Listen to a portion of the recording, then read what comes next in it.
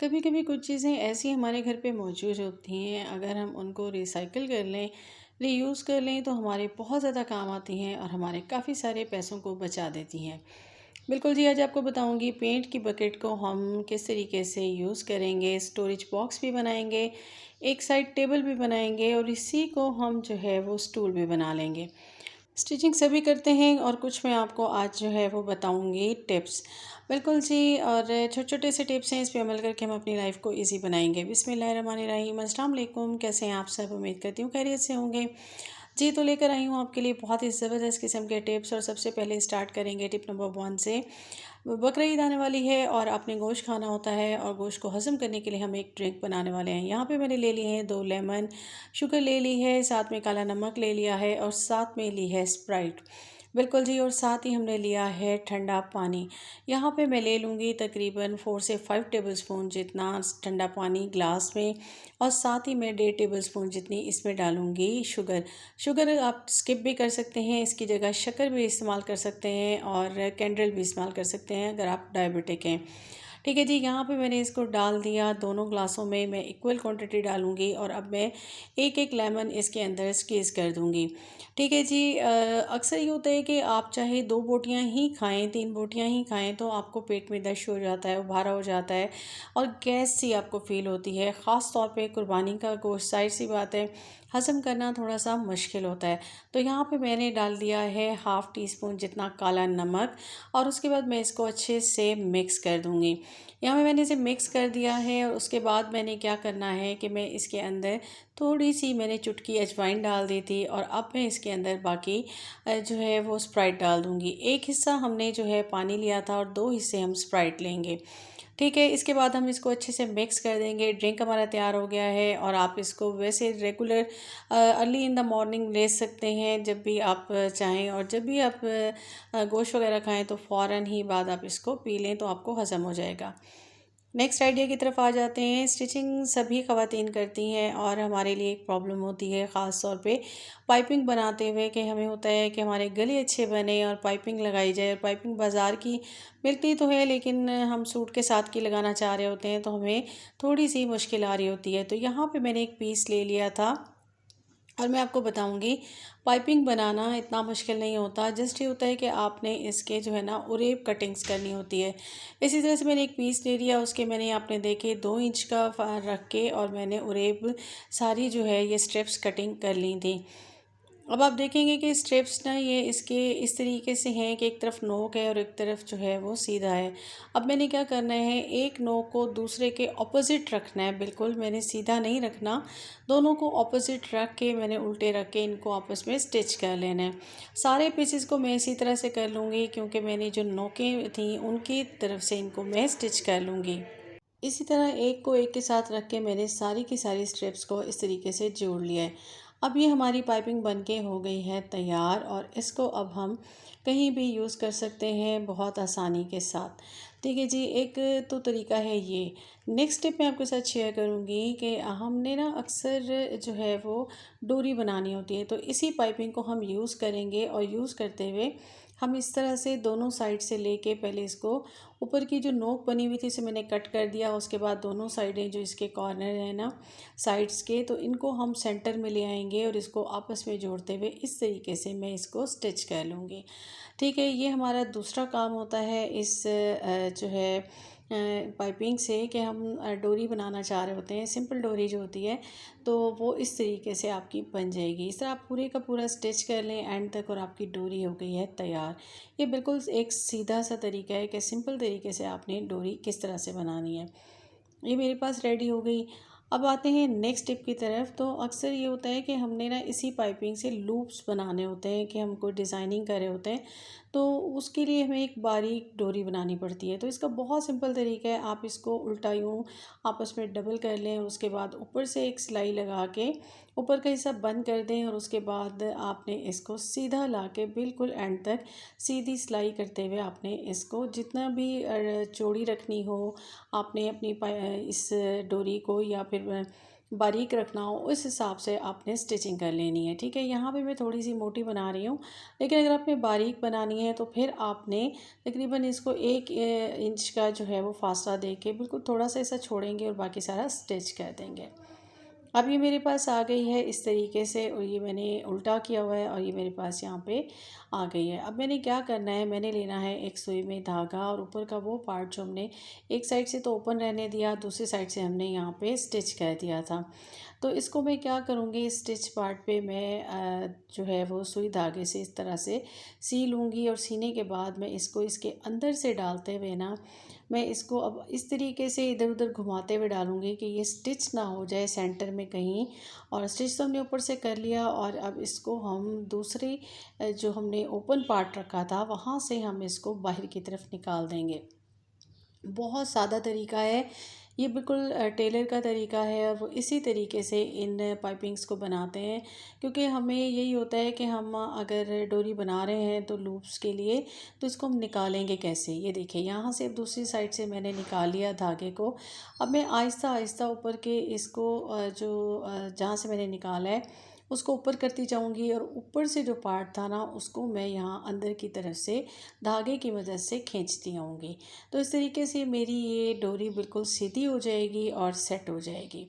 तो इस तरीके से आप बहुत आसानी के साथ अपनी डोरी को कर सकते हैं। जब ये बिल्कुल एंड में आ जाएगी तो मैं इसको खींच लूँगी, धागे को तोड़ लूँगी और सुई को साइड पे कर दूँगी। अब ये मेरी डोरी बन के हो गई है तैयार। बहुत आसानी से मैंने इसको बना लिया। अब क्या करेंगे कि हमें इससे 1-1 इंच के जितने भी हमें लूप वगैरह चाहिए हों, कोई भी डिज़ाइनिंग हो, आप इसे कर सकते हैं। नेक्स्ट आइडिया की तरफ आ जाते हैं। बिल्कुल जी, अपनी केयर करना भी बहुत ज़रूरी होता है, और यहाँ मैं आपके साथ शेयर कर रही हूँ 2 प्रोडक्ट। एक तो जो है सॉफ्ट टच वालों की है, और दूसरी जो है वो मेरे पास गोल्डन पर्ल वालों की है। बिल्कुल जी, ये क्रीम है मेरे पास मसाज क्रीम गोल्डन पर्ल की, ये बहुत अच्छी है, और ये आपको 180 रुपीज़ की बहुत आराम से मिल जाती है ये जार, और ये जार आपका बहुत काम करता है। आपने ज़ाहिर सी बात है ईद पे भी अपनी ख़ुद की भी थोड़ी बहुत ही तैयारी करनी होती है, तो आप इसको ले लेंगे और इस तरीके से आप इस पे हाथ पे, चेहरे पे, कहीं भी इस तरह से मसाज करेंगे, और राउंड राउंड करते हुए करेंगे, और फिंगर टिप से आपने अच्छे से मसाज करना है। उसके बाद आपने थंब से करना है। फिर इसके बाद आपने इसको जो है पानी लगाते हुए करना है, और फिर उसके बाद इसको आपने यहीं पे ख़त्म कर देना है, वॉश नहीं करना। फिर सेकंड आपने क्या करना है कि जो हमारे पास स्क्रब है सॉफ्ट टच का है, ये बहुत अच्छा है, तो इसको आप ले लेंगे और इससे भी आप स्क्रबिंग करेंगे और उसके बाद इसे वॉश कर लेंगे। आप देखेंगे कि जितनी भी डस्ट होती है, मैल होती है, और आपकी स्किन डेड हो रही होती है, बिल्कुल नीट एंड क्लीन हो जाती है। और इसके बाद आप घर के बने हुए मास्क यूज़ करें। मास्क मैं आपको बिल्कुल रिकमेंड नहीं करूँगी कि आप बाज़ार से लें, ये 2 चीज़ें आपसे बाज़ार से परचेज़ कर लें। और जो ये मैंने आपको दिखाया सॉफ्ट टच का, तो ये स्क्रब जो है वो इसकी प्राइस थी 215 रुपीज़, 215 का ही आया था। तो इस तरीके से आप अपने काम जो है घर पे भी कर सकते हैं। नेक्स्ट आइडिया की तरफ आ जाते हैं। यहाँ मैं आपके साथ शेयर कर रही हूँ, बिल्कुल मैंने एक जो है वो अनबॉक्सिंग कर रही हूँ किस चीज़ की, बिल्कुल ये है जी वैक्स, हॉट वैक्स है, ये बीन्स हॉट वैक्स है, और ये बहुत ज़बरदस्त होती है। ख़ास तौर पे जो हमारी टीन एजर्स बच्चियाँ होती हैं ना, तो उनके हेयर ज़ाहिर सी बात है अपर लिप्स वगैरह के होते हैं, तो उनको रिमूव करने के लिए बहुत बेस्ट है। इससे जो है उनकी ग्रोथ बहुत कम हो जाती है। तो मैंने अपनी बच्चियों को यही लेके दिया हुआ है, और मैं भी मोस्टली यही यूज़ करती हूँ, क्योंकि ये ज़्यादा बेस्ट रहती है। वैसे मैं तो धागा ज़्यादा यूज़ करती हूँ, लेकिन अगर कभी मुझे अर्जेंट करनी भी हो तो ये बहुत बेस्ट है। बच्चियों के लिए ख़ास तौर पे बहुत अच्छी होती है कि स्किन को डैमेज नहीं करती, दाने वगैरह नहीं निकलते, और उनकी स्किन अच्छी रहती है। तो ये 500 ग्राम का है, और ये आप परचेज़ कर सकते हैं। दराज से मैंने परचेज़ किया था। नेक्स्ट आइडिया की तरफ आ जाते हैं। हमारे पास पड़ी होती हैं इस तरह की प्लास्टिक की पेंट की बाल्टियाँ, पेंट हम करवाते हैं, बाल्टियाँ खाली पड़ी होती हैं, बेकार पड़ी होती हैं। तो हमारे घर में काफ़ी सारी ऐसी चीज़ें होती हैं जिनको रखने के लिए हमारे पास कोई स्पेस नहीं होती। तो यहाँ हम इसको बनाएंगे एक खूबसूरत सी ऐसी चीज़ जो हमारे बहुत सारे काम करेगी। पहले तो मैंने इसके जो हैंडल है ना उसको मुझे बड़े ही ज़ोर ज़बरदस्ती रिमूव करना पड़ा था, क्योंकि इसका अंदर से कोई ऐसी जगह नहीं थी, बस बाहर से ये फ़िक्स था। तो उसके बाद ही आप इसकी कंडीशन देख रहे होंगे, ये बिल्कुल बेकार पड़ी हुई थी, तो मैंने सोचा कि चलें इनको भी यूज़ कर लेते हैं।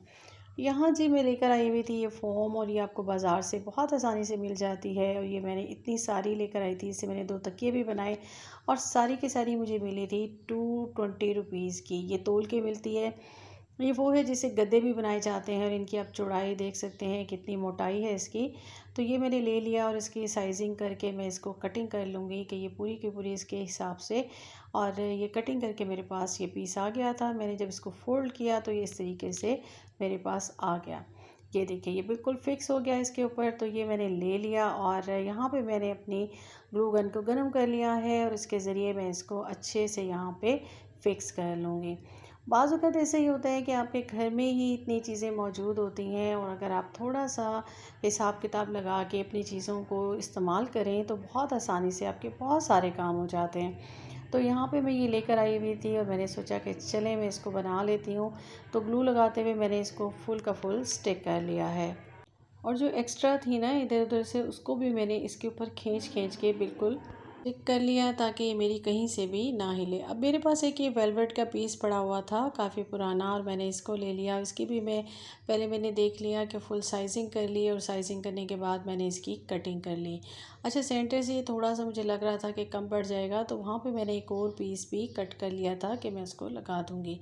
अब मैं इसको इस तरीके से लगाऊँगी कि थोड़ा-सा हिस्सा मेरा नीचे की तरफ जाएगा, थोड़ा-सा ऊपर अंदर की तरफ मोड़ दूँगी, और इसको मैंने इस तरीके से ग्लू की मदद से इस सारे का सारा चिपका लिया, और जो नीचे का पार्ट था उसको भी मैंने खींचते हुए अच्छे से इसको फिक्स कर लिया, ताकि ये टाइटली जो है फिक्स हो जाए। अब जो इसका अंदर ये थोड़ा सा पार्ट ऊपर वाला है, इसको मैं अंदर खींच खींच के मैंने अच्छे से फिक्स कर लिया।